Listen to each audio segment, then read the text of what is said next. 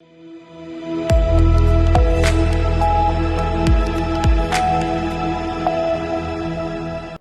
मैं हूं रत्ना और आप देख रहे हैं सी न्यूज़ भारत। आए रुक करते इस खबर की ओर।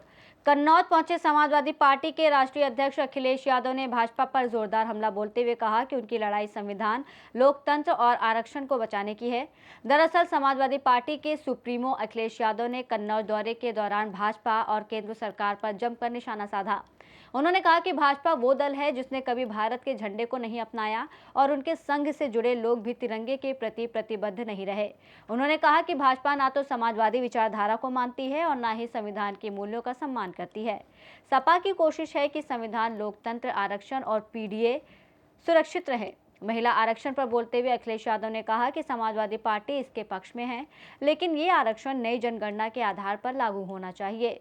चुनाव आयोग पर सवाल उठाते हुए उन्होंने आरोप लगाया कि जब भाजपा जनता से हारने लगती है तो वो चुनाव आयोग के साथ मिलकर साजिश करती है।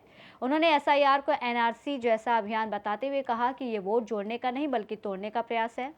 पश्चिम बंगाल के संदर्भ में उन्होंने ममता बनर्जी का जिक्र करते हुए कहा कि वहां की जनता उन्हें ऐतिहासिक जीत देने जा रही है।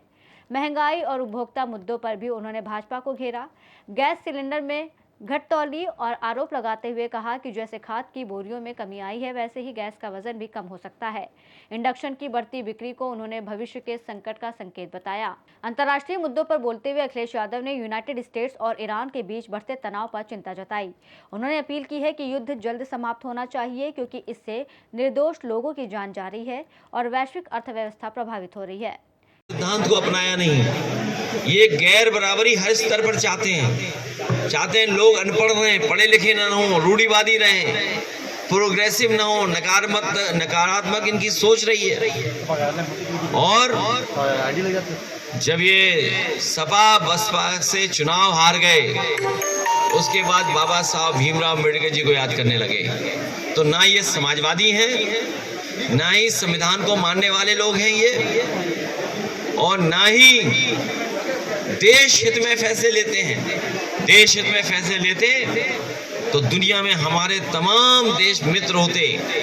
आज सभी देशों को इन्होंने दूर कर दिया है भारत से। भारत की अपनी पहचान थी कि भारत के मित्र ज्यादा थे, आज भारत का कोई मित्र नहीं बचा।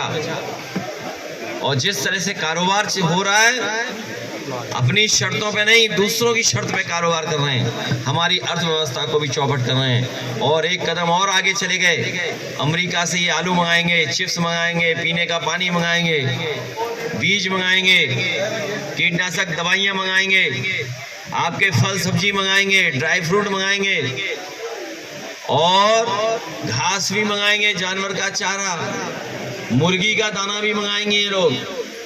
बाद में दूध दही भी मंगाने लगेंगे। तो सोचिए हमारे किसानों का और कारोबारियों का क्या होगा। वुमेन रिजर्वेशन की बात कर रही है, लोकसभा और राज्यसभा में समाजवादी पार्टी भी इस पक्ष में है कि महिलाओं को आरक्षण मिले, महिलाओं को सम्मान मिले, महिलाओं को अधिकार मिले।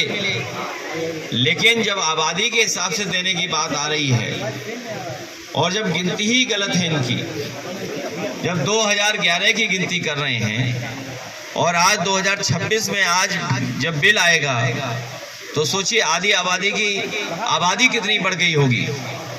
जब आबादी बढ़ गई है और चीजें बदल गई हैं, ज्योग्राफिकल भौगोलिक दृष्टि में चीजें बदल गई हैं, तो इनमें इनकी नियति नहीं है आरक्षण देने की।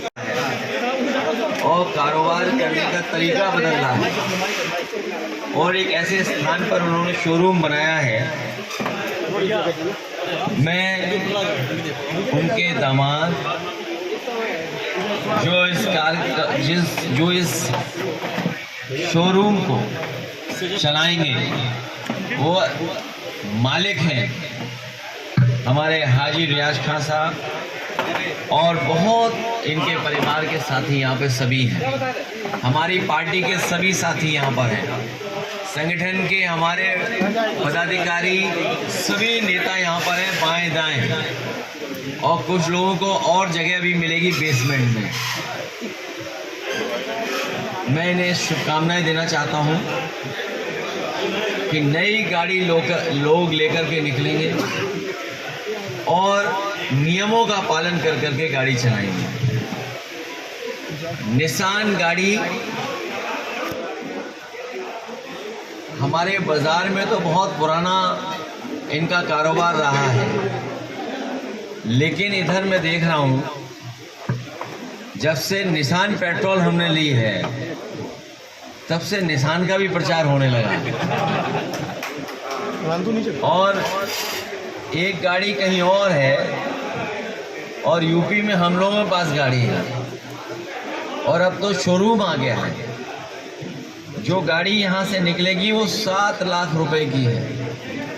सरकार का टैक्स कम रहे तो और सस्ती हो जाएगी गाड़ी।